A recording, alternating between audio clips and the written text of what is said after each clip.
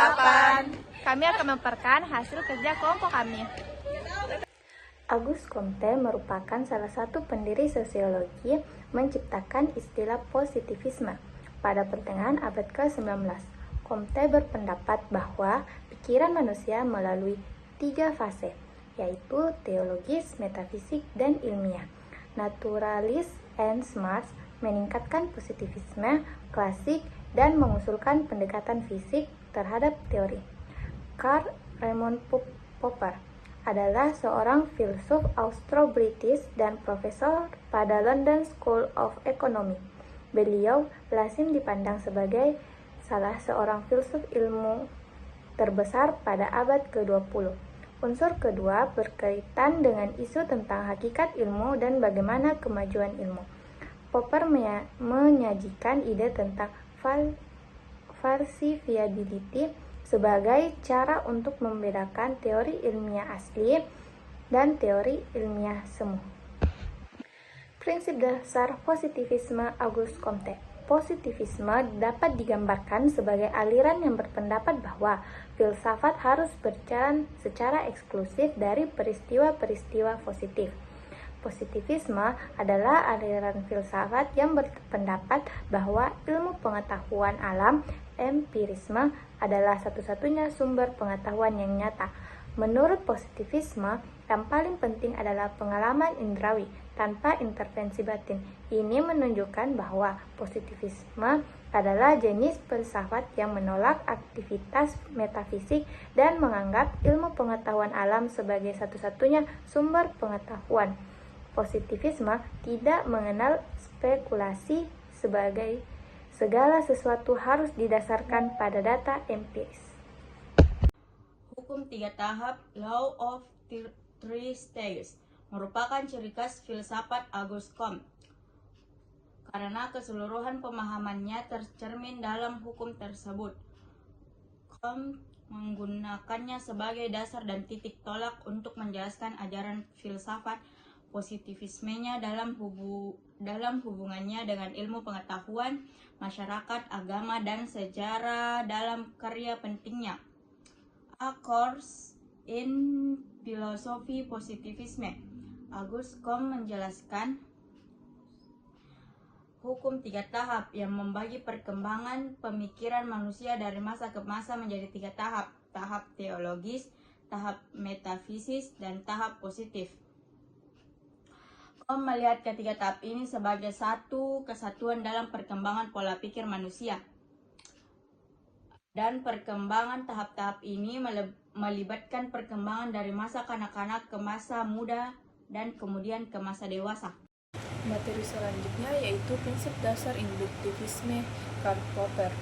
Menurut induktivisme, teori ilmiah harus dapat dalam menggeneralisasi dan pengulangan temuan dalam berbagai kondisi dan variasi. Selain itu, teori ilmiah tidak boleh bertentangan dengan hukum universal atau teori ilmiah yang menghasilkan kesimpulan. Ilmu pengetahuan yang dianggap mampu menjelaskan dan memprediksi masa depan didefinisikan sebagai ilmu pengetahuan yang memiliki struktur teori ilmiah yang berhasil dibangun secara epistemologis.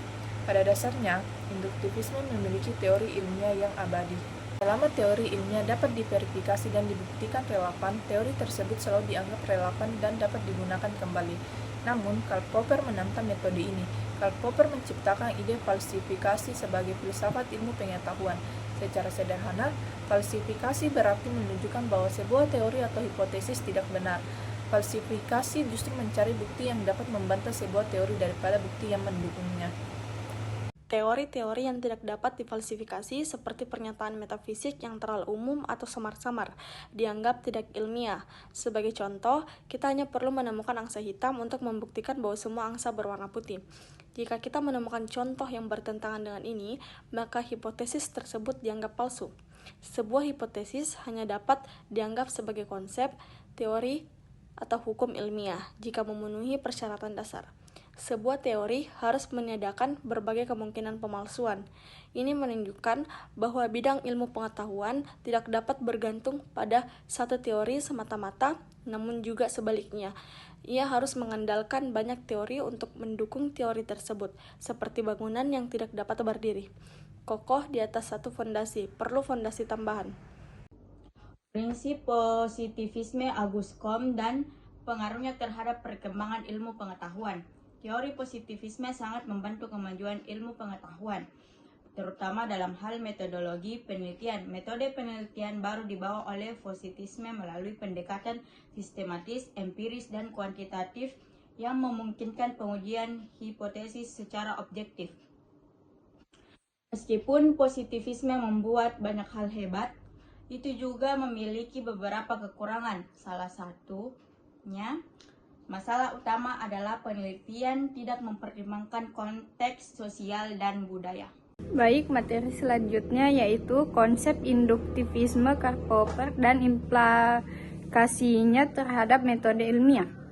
Prinsip kualifikasi yang diperkenalkan oleh Karl Popper telah sangat membantu dalam kemajuan metode ilmiah dengan menekankan betapa pentingnya menguji teori secara menyeluruh melalui pembongkaran. Kualifikasi mendorong para ilmuwan untuk selalu terbuka terhadap kritik dan revisi teori sehingga ilmu pengetahuan dapat berkembang secara dinamis dan progresif. Ini berbeda dengan perjuangan untuk kebenaran absolut melalui verifikasi yang tidak pernah selesai. Selain itu, falsifikasi memungkinkan teori dari berbagai konteks seperti metafisik dan religius untuk diuji secara kritik tanpa bergantung pada induksi. Selanjutnya, prinsip falsifikasi bagaimanapun memiliki kelemahan yang tidak dapat diabaikan. Yang paling penting adalah ketergantungannya pada teori dan observasi yang tidak selalu tepat. Teori yang masih valid dan dapat gagal karena kesalahan dalam metodologi penelitian atau data observasi. Selain itu, penolakan Popper terhadap induktivisme mengabaikan peran penting observasi sebagai dasar perkembangan ilmu pengetahuan. Jika penelitian ilmiah ingin menghasilkan hasil yang valid dan berkembang dengan baik. Selanjutnya, positivisme menunjukkan kelemahan dan kekurangan metodologi ini, terutama karena positivisme sering melihat kehidupan sosial sebagai proses alamiah yang dapat dipahami secara objektif tanpa mempertimbangkan aktor manusia sebagai subjek aktif. Kritik utama umumnya menyatakan bahwa positivisme terlalu membatasi ketelitian ilmiah pada data observasi dan mengabaikan nilai aktor manusia, konteks sosial, dan makna dalam pemahaman kita tentang dunia secara keseluruhan. Falsifikasionisme dikritik dalam ilmu pengetahuan karena menunjukkan bahwa metode ini terlalu berfokus pada pengujian dan penolakan teori melalui falsifikasi logis. Akibatnya, mereka cenderung mengabaikan elemen tidak logis dan kontekstual yang penting bagi perkembangan ilmu pengetahuan. Selain itu, dia sering dikritik karena terlalu kaku dan menolak teori yang sudah dianggap masuk akal. Ini berpotensi menghambat inovasi dan keragaman pendekatan pengembangan ilmu pengetahuan secara keseluruhan. Terima kasih. Baik, dan adapun kesimpulannya, Auguste Comte menciptakan dasar positivisme yang menyatakan bahwa ilmu pengetahuan harus didasarkan pada pengalaman manusia dan pengamatan langsung terhadap kenyataan dunia. Comte mengemukakan konsep hukum tentang 3 tahap di mana pemikiran manusia berkembang. Yang pertama tahap teologis, yang kedua tahap metafisik, dan yang ketiga tahap positivis.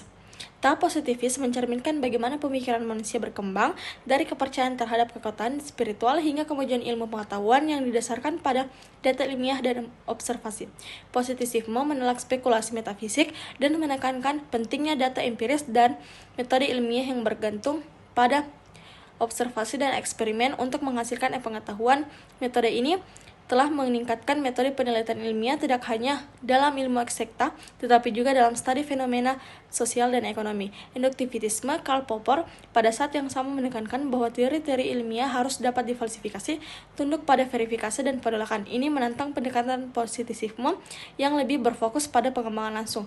Popper mengembangkan gagasan bahwa kemajuan ilmiah dicapai melalui proses pengujian kritis yang bertujuan untuk menolak teori-teori yang bertentangan dengan bukti empiris daripada hanya mengulangi pengamatan seperti dalam pendekatan induktif. Oleh karena itu, teori ilmiah harus mampu bertahan dalam pengujian kritis agar dapat diterima sebagai pengetahuan ilmiah yang sah. Pendekatan Popper menekankan pentingnya pengujian kritis dan kerangka teori yang dapat diacak dan dipalsukan untuk kemajuan ilmiah. Sebaliknya, kedua pendekatan tersebut menempatkan data empiris sebagai dasar utama.